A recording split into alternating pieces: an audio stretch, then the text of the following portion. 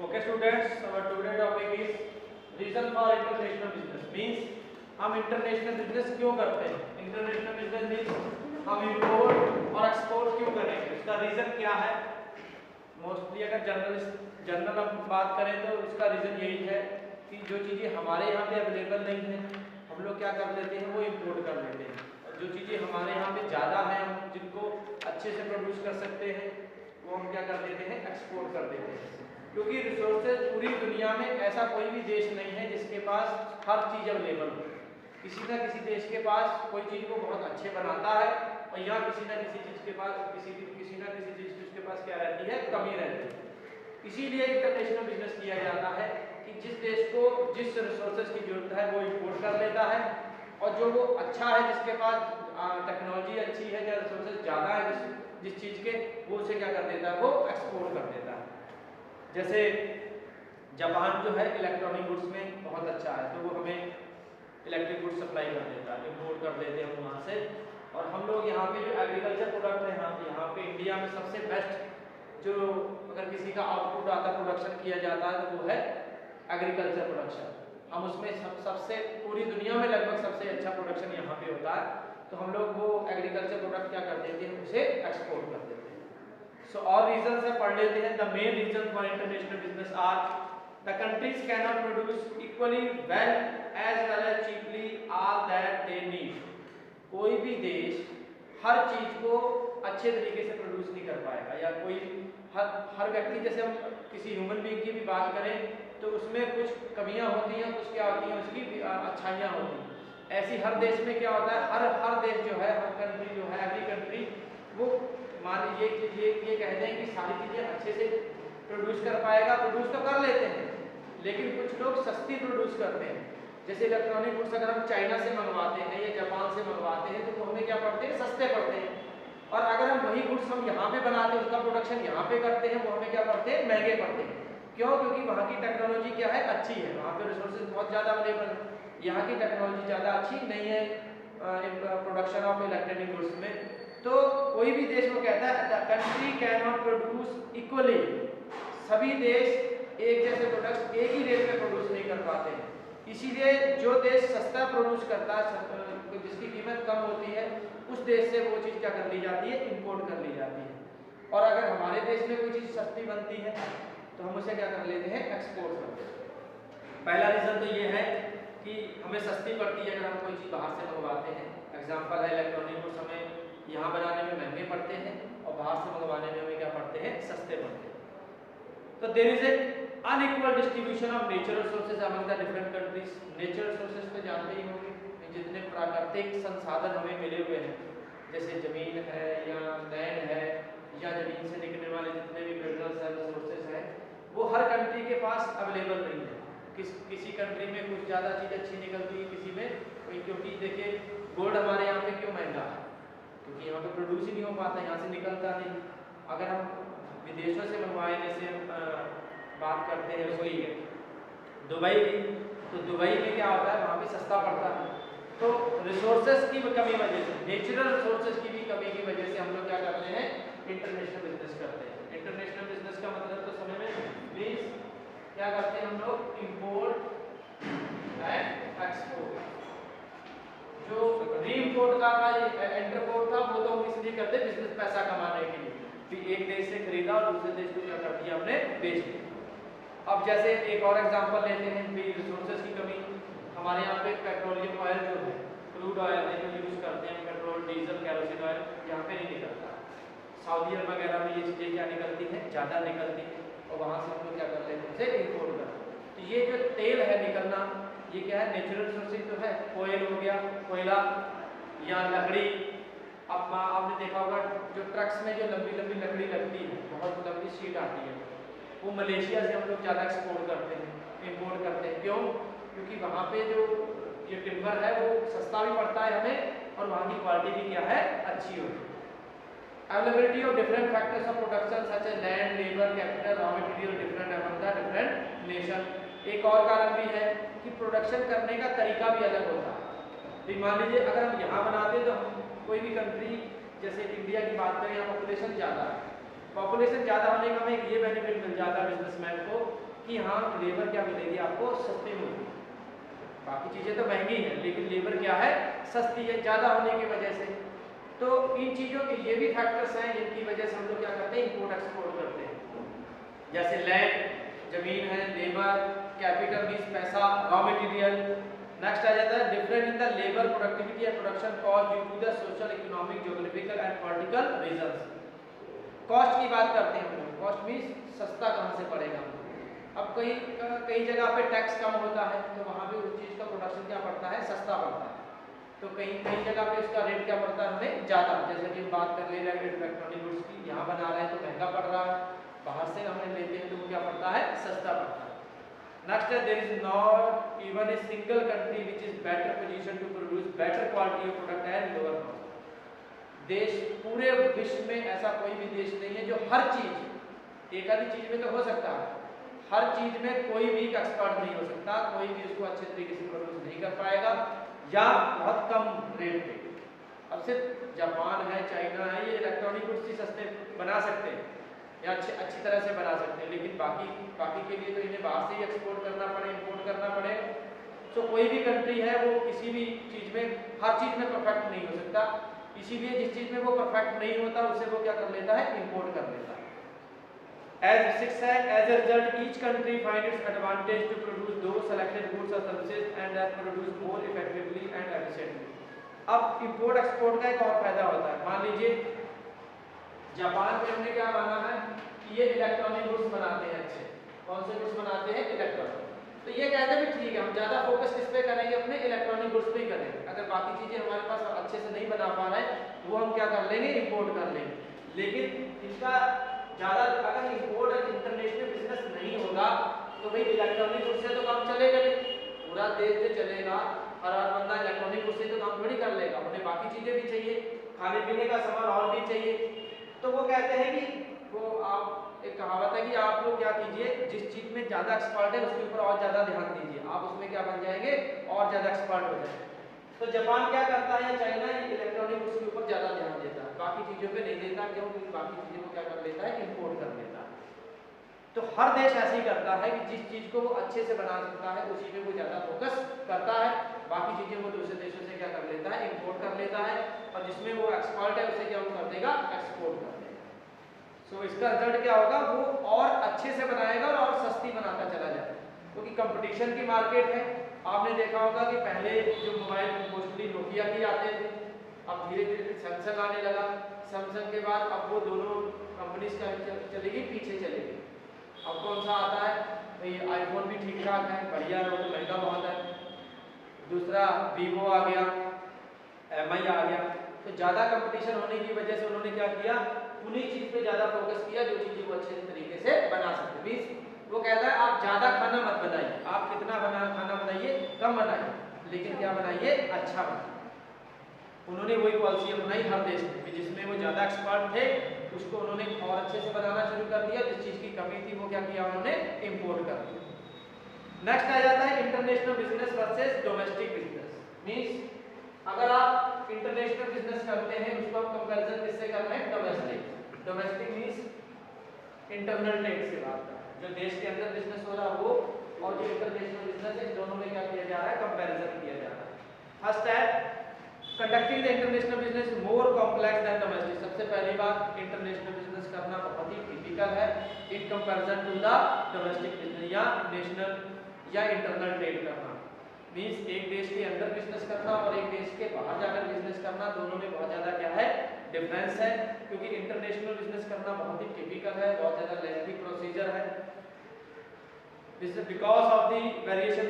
अच्छा, international business में दिक्कत क्या क्या आती है, जैसे पॉलिटिकल गवर्नमेंट कैसी है, सोशल वहाँ का कल्चर कहाँ कैसा है, इकोनॉमिक एनवायरनमेंट कैसा है। To be successfully the have to plan their production marketing as per the requirement of the target foreign market. Means हमें इंटरनेशनल बिजनेस करने के लिए सारी चीज़ें डिपेंड किस पे रहनी पड़ती है, फॉरेन मार्केट पे डिपेंड करना पड़ता है कि वहाँ का कल्चर कैसा है, वहाँ की पॉलिटिकल गवर्नमेंट कैसी है, और लोग फैशन आजकल का क्या है, करेंसी रेट कैसा है। सो इंटरनेशनल बिजनेस को वो ज़्यादा टिपिकल मानता है किससे, डोमेस्टिक से। The key areas in respect of which the domestic and international business different from each other. वो कहता है दोनों में डिफरेंस 8 पॉइंट्स हैं इनके बेस पे। पहला है nationality of buyer and seller, means buyer कौन होगा, सेलर कौन होगा। इंटरनेशनल में बायर कोई और होगा और सेलर कोई और होगा, मींस बेचने वाला कोई और है, खरीदने वाला भी कोई और है। मान लीजिए हमने इंडिया की कोई कंपनी जाके अमेरिका में सेटअप होती है, तो सेलर कौन होगा, इंडिया का, और बायर कौन होगा, अमेरिका का। तो नेशनलिटी दोनों की क्या हो जाएगी, चेंज हो जाएगी। लेकिन डोमेस्टिक में क्या होगा, सेलर भी इंडिया का है और बायर भी क्या है, इंडिया। ये डिफरेंस आ गया पहला। नेशनलिटी मींस बेचने वाला किस देश से बिलोंग करता है और खरीदने वाला किस देश से। तो उन्होंने कहा दोनों, in case of domestic both buyer and seller are the same nationality. Same nationality का मतलब हो गया सेम कंट्री से। And where in case of international business both are different nation and nationalities. International में दोनों क्या होंगे, अलग अलग देश के। नेक्स्ट आ जाता है nationality of other stakeholders. Stakeholders वो लोग होते हैं जो हमारे बिजनेस से जुड़े होते हैं। जो जितने लोग हमारे बिजनेस से जुड़े हुए हैं वो सारे क्या कहलाते हैं, स्टेक होल्डर्स कहलाते हैं। Stakeholders are employees. अब कौन कौन है हमारे बिजनेस से जुड़ा हुआ, employee, supplier, shareholder, general public who interact with the business firm. जो लोग बिजनेस से हमारे जुड़े हुए हैं, चाहे वो डायरेक्टली हो या इनडायरेक्टली हो। अब बात करते हैं कि स्टेक होल्डर्स इंटरनेशनल में कौन होंगे और डोमेस्टिक में कौन होंगे। In case of domestic all stakeholder belong to the one country. जब हम डोमेस्टिक बिजनेस करेंगे, इंडिया में बिजनेस करेंगे, तो जितने भी एम्प्लॉइज, इन्वेस्टर, सप्लायर, कस्टमर वो कहाँ के होंगे, इंडिया के होंगे। और जब हम इंटरनेशनल बिजनेस करने चले जाएंगे तो ये सारे क्या होंगे, अलग अलग देश के होंगे। And whereas in case of international business it is more complex as they have different value, aspiration etc. इसमें अलग अलग होते हैं स्टेक होल्डर्स, क्योंकि हम लोग कहाँ पे बिजनेस कर रहे हैं, इंटरनेशनल मार्केट में बिजनेस कर रहे हैं। तो मानो बेच हो रहे हैं, लेकिन हम पैसा लगाने वाला कोई और है, खरीदने वाला कोई और है, सप्लायर कोई और है। नेक्स्ट आ जाता है mobility of factors of production. The mobility of factor of production is generally more in case of domestic firm as compare to the international business. जो मूवमेंट होती है प्रोडक्शन, जो हमने जिससे प्रोडक्शन करना है, उसका मूवमेंट जो है डोमेस्टिक में क्या रहता है, ज़्यादा रहता है। हम कहीं से भी सामान मंगवा सकते देश के अंदर। लेकिन इंटरनेशनल में मोबिलिटी क्या होती है, बहुत कम होती है। क्योंकि क्या था, प्रोडक्शन हमने इंडिया में किया हो, बेचा कहाँ भी हो, फॉरेन कंट्री में, या फॉरेन कंट्री में प्रोडक्शन कर रहे हैं तो वहीं एक जगह से हमने लेके वहीं बना के वहीं पे क्या कर दिया, उसको बेच दिया। लेकिन डोमेस्टिक में क्या किया, बुक मान लीजिए दिल्ली बनी है, तो दिल्ली में कहाँ पे चली जाएगी, ऑल ओवर इंडिया चली जाएगी। लेकिन इंटरनेशनल बिजनेस में ये करना क्या है, बहुत मुश्किल है। नेक्स्ट है customer heterogeneity across market due to the social culture, different background, different taste, fashion, language, there is a lot of variation in the demand pattern. For example, Indian people use right hand drive car, whereas American people drive left hand fitted steering brakes etc. In America people change their अब उन्होंने कहा भी India में जैसे हम लोग बात करते हैं, तो हम लोग क्या करते हैं, यहाँ पे जो जितनी भी गाड़ियाँ हैं, यहाँ पे राइट हैंड साइड पे, इस साइड पे हैंडल होता है ना। लेकिन जब आप विदेशों में चले जाएंगे तो वो हैंडल उसका किस साइड चला जाएगा, लेफ्ट हैंड साइड पे चला जाएगा। दूसरी बात, अब बिजनेस बहुत टिपिकल इंटरनेशनल, एक और चीज़ होगी, एक तो हमें उसी हिसाब से बनाना पड़ेगा जिस कंट्री में बिजनेस करना चाह रहे हैं। दूसरा एक और डिफरेंस है कि हम लोग चीज़ को तब तक यूज करते रहते हैं जब तक वो पूरी तरह से डिस्ट्रॉय ना हो जाए या खराब ना हो जाए। लेकिन और अमेरिका में क्या करते हैं, एक किसी भी चीज़ को वो 2 या 3 साल चलाते हैं या 4 साल, उसके बाद उसे क्या कर देते हैं, बेच देते हैं, फेंक देते हैं।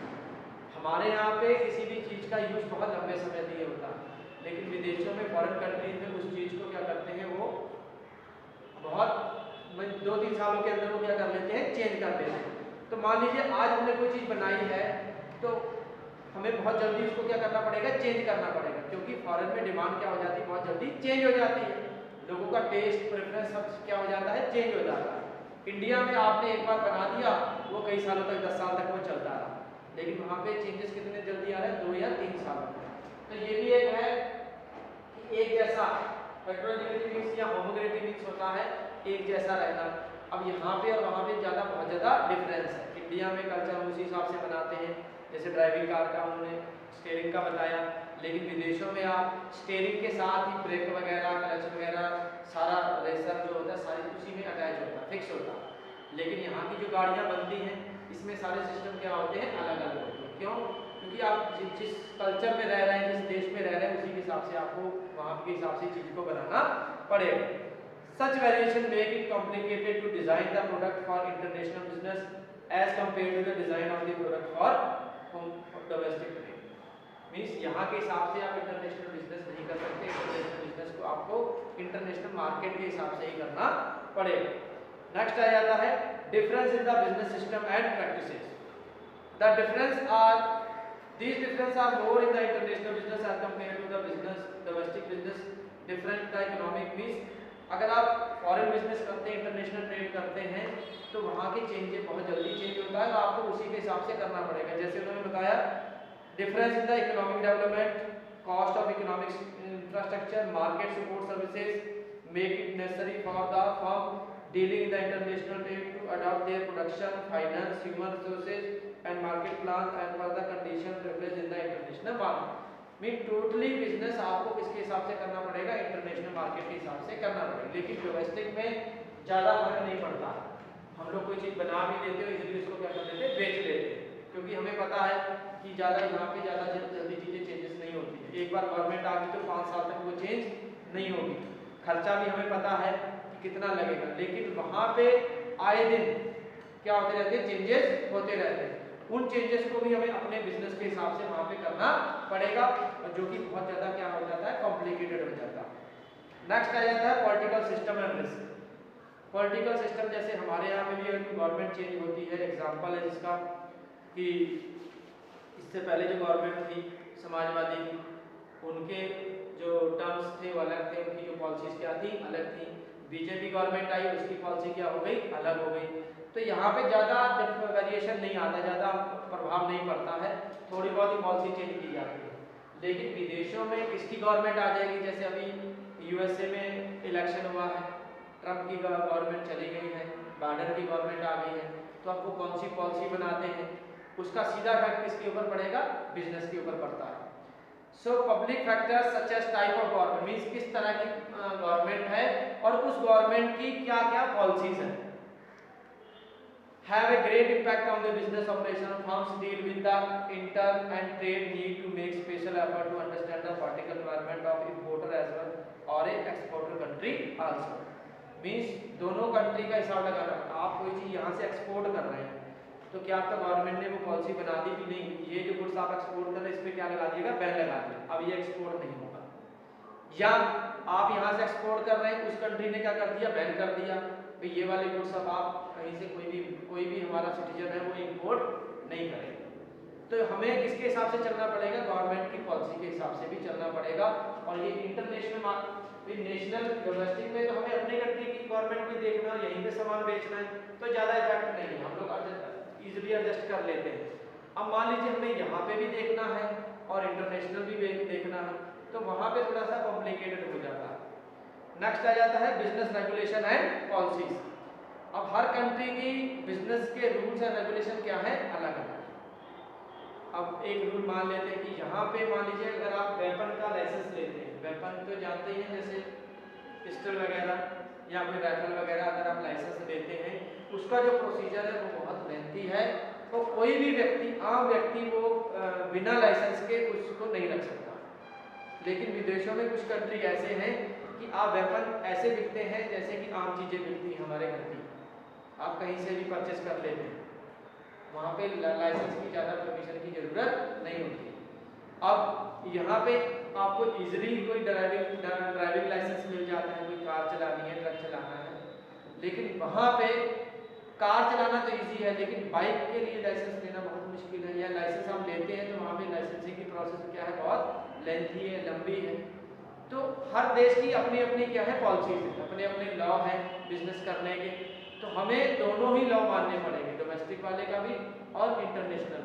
कब क्या चेंज हो जाए, कौन सी गवर्नमेंट क्या कर दे, each country has its own set of laws and regulation, tariff and taxation policy. Taxation policy, अब विदेशों में टैक्स बहुत ज़्यादा है,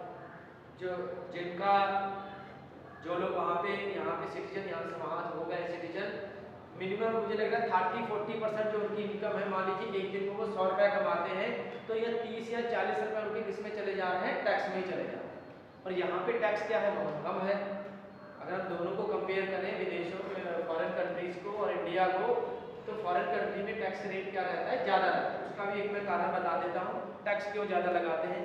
वहाँ पे टैक्स लगाने का एक और मकसद भी है कि अप टू 18 ईयर्स तक जितनी भी एजुकेशन का खर्चा है वो कौन उठाता है, गवर्नमेंट उठाती है।